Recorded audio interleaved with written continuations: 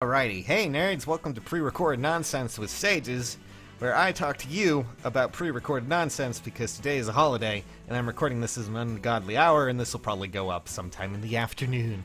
But since it's, well, Thanksgiving, I'm following in the tradition of America where we gorge on food, even though that's technically what we do every day. So, anyways, we have a very special banner coming up this Monday or Tuesday, depending on what time zone you're in. And, well, there are a lot of units up for grabs, and while I can't give you the direct math, because the banner isn't out, and, you know, we can't really see what's gonna happen, I figured, well, let's take a look, see what colors you should probably aim for if you decide to go for any of these banners, well, banner, and what would be your best pick when it comes to colors, which pools you might want to avoid if you decide to roll in this banner, because, well, rolling for specific characters might be a bit of a, you know, gambling problem, just saying. Especially when it comes to certain pools. So, let's start off with red, and we'll give you a better idea of what we got here, okay? So first up is our good old boy Ike. Ike is a strong contender for your sword unit pool. If you decide to go with a, you know, sword unit, Ike is not a bad choice. Just so we're clear, a little bit less speedier than Ryoma, can't really compete with Ira too well there, but he does have great HP and great defenses, so he will be able to be better bait when it comes to distant counter abilities. I rate him at about a 4 out of 5 when it comes to pool potential, and if you get him, he is a great unit and he will serve you very, very well as your sword unit. So next up, since we are going as quickly as we possibly can, we have Celica, who is your red tome unit for the day.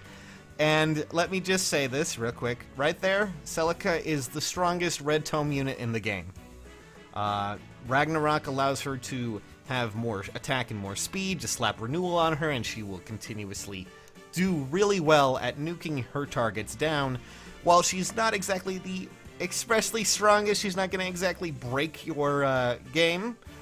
She does get a 4 out of 5 from me, just because, well, then again, I was really debating giving her 5 out of 5 just because she is the strongest red tome unit out in the game right now. But still, I see her as being incredibly strong, just not as breaking as the next unit we're going to talk about. Celica does a fantastic job at destroying green targets, destroying any target that might be low on res, and just generally being a nuisance to any enemy team out there. So, all in all, so far red is looking really good, and we haven't even talked about Ira.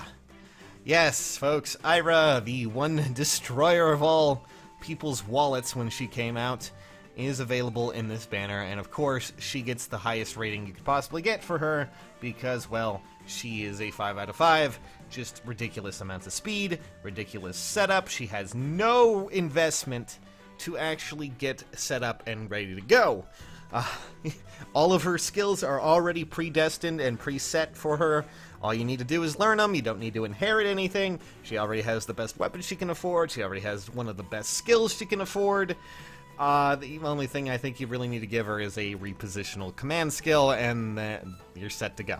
I mean, there's really no reason to really talk about that. Chances are, if you're rolling for reds, you might be going for either Celica or Ira, and you know, if you get a pity breaker that's Ike, I don't really see a problem with that, but still, yeah, all in all, reds are a fantastic pool, averaging around 4 out of 5 when it comes to just pure statistics and pure unit value.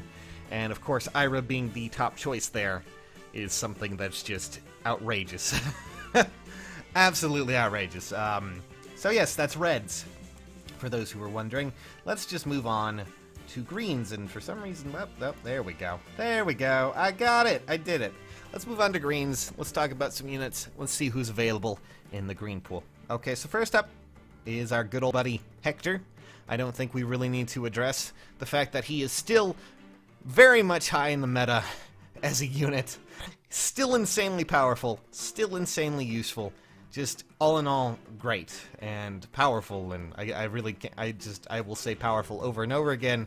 For Hector, he of course gets the top rating of 5 out of 5 when it comes to pulls. He's been in other banners, sure, but not at a really steady rate when it comes to this, especially with green pools.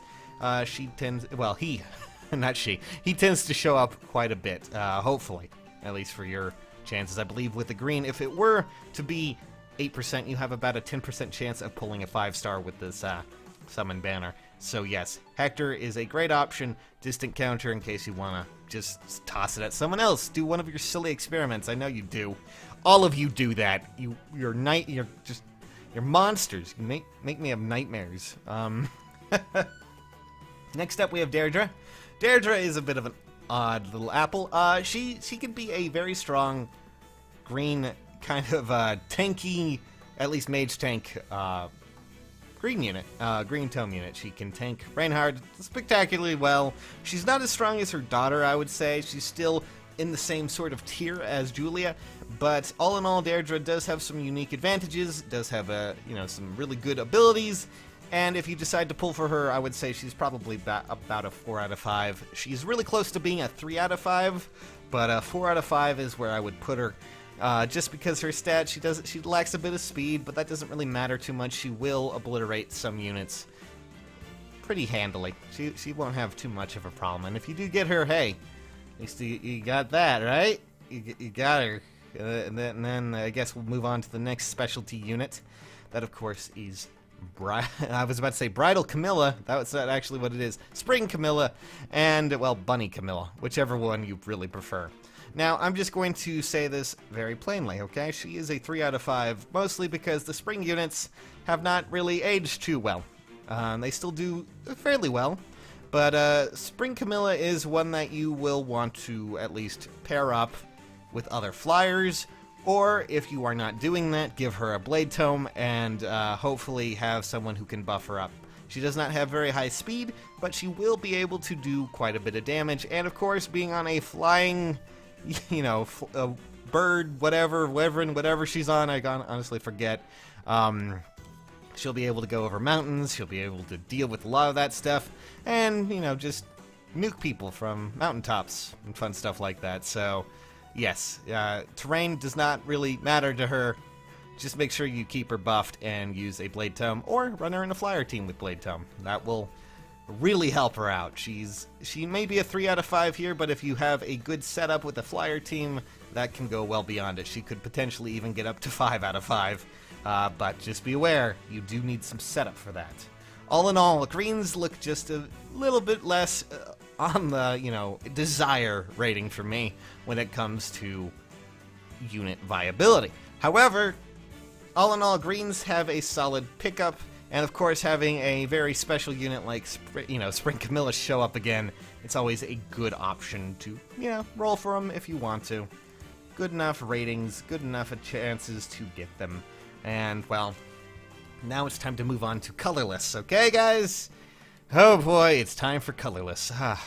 God. And yes, I know I skipped blue. There's a reason for that. So first up, we are going to talk about Jenny, who seems to show up a lot in these specialty banners. There's a reason for that, mostly because she is Wrathful Staff, and while I can't really give her too much of a tentative rating, partly because, I can't really give her a permanent rating. I'm gonna give her a tentative one because this banner is going to be coming out about the time that the staff users are going to be getting an upgrade, and it's remaining to be seen how useful this will be. However, I'm still going to give her a 3 out of 5. She at least can heal, and she's one of the very rare staff units who can make use out of her attack stat and actually do some damage. And this may actually go up, it may go, who knows, it probably won't go down, but with the staff update, she will at least be much more prominent, I'm hoping. So we'll see how that goes, but yes, for those wondering, I still see her as a 3 out of 5, but we're not talking about the next units. We're not worrying about any of the other units because the next ones are just absolutely outrageous. Okay, so first up is, well, Bravelyn. I don't think I really need to tell you. If you haven't gotten her yet, well then go right ahead because it's a 5 out of 5, and she is outrageous.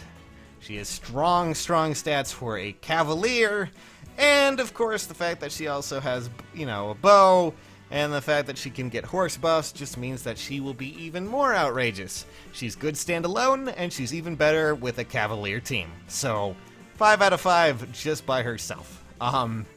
Yeah, that's pretty obvious as to why that is. Already Colorless are starting off just expressly strong. We don't know where Jenny's going to end up, but Bravelin's ridiculous. And then, of course, we have the other bow unit that came before her that was broken as all hell too. That, of course, is Bridal Cordelia.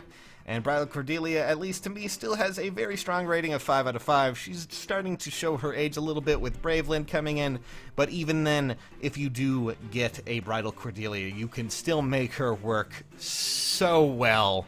So well. And it really just shows you that this is the first time I could ever say, maybe you should roll for Colorless. You won't get, really too shit on when it comes to this. No, instead, you might get a Jenny, which, isn't the end of the world, but not any of those two. Still, very, very strong showing for Colorless, and we don't even know how powerful Jenny may be when the actual update hits. So, yes. All in all, Colorless, very, very strong as well. Very, very powerful. So, let's move on to the next ones. And let's just see. Okay, so we're moving on to Blue. And Blue is going to be a bit of a heartache. So, of course, we have Sheeta, or Sita, or whatever you prefer to call her. And, Bridal Sheeta is a fairly strong Blue unit. Nothing expressly too special about her, but she will be decent enough to use if you decide to use her. She's about a 3 out of 5 for me. Just because, well, she has some strong stats, but compared to some other Blue units, she's kind of dwindling a little bit.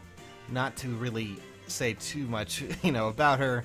Just wanted to say that maybe, just maybe, you might want to, not roll on Blue. Who knows? If you really want it, if you don't have her yet, by all means go for her, but then you have to worry about what might happen next, because, well, yeah, this is the problem. So up next is Xander, Spring Xander, who is a lance unit with a giant carrot, as you can see right there.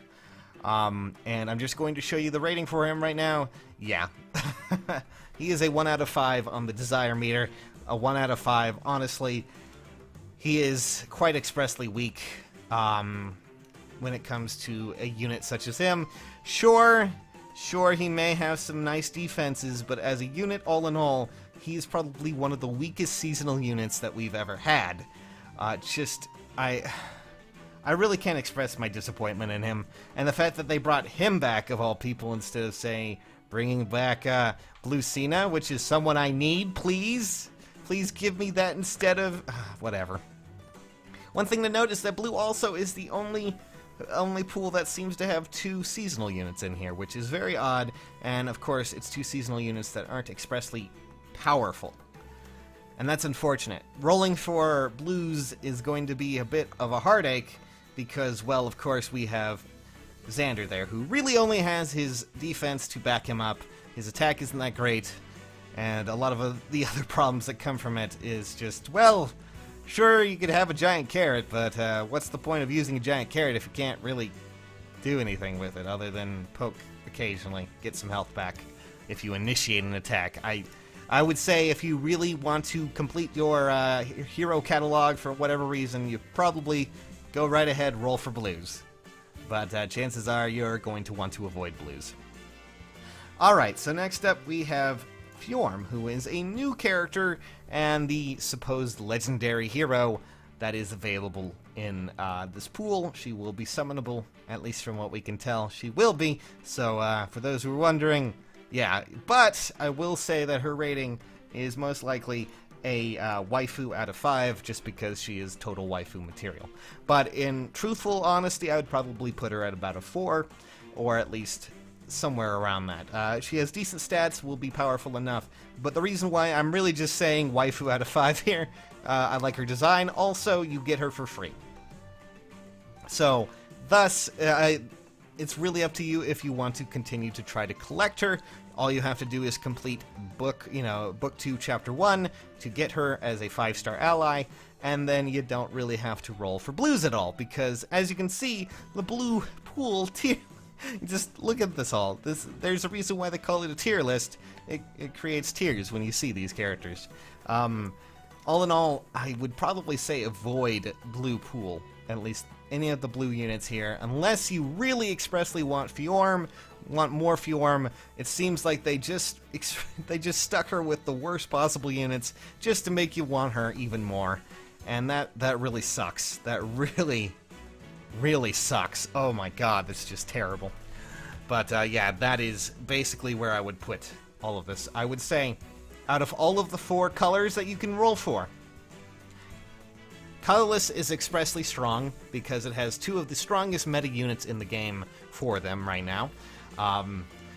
Green has a really strong, you know, attention to detail, I guess, there I could say. At least for Hector, you can finally make another Flyer Emblem team if you don't have Camilla, things like that. And then finally, I would say red is probably where it's at in some ways because, well, Ike is great, Celica's cool, and Ira's even better. The only pool I would really stay away from, of course, is the one that you're seeing in front of you, unless you really want Fjorm. And I know a lot of people do. At least to merge her or something. Anyways, that's just my look at the whole fun stuff with the next legendary pool and banner. And, well, hopefully you guys found this informative, and maybe you enjoyed it. I don't know. If you did, you can always subscribe to the channel, leave a like, maybe check out some of our other videos we do here, because there's a lot to talk about, a lot to do.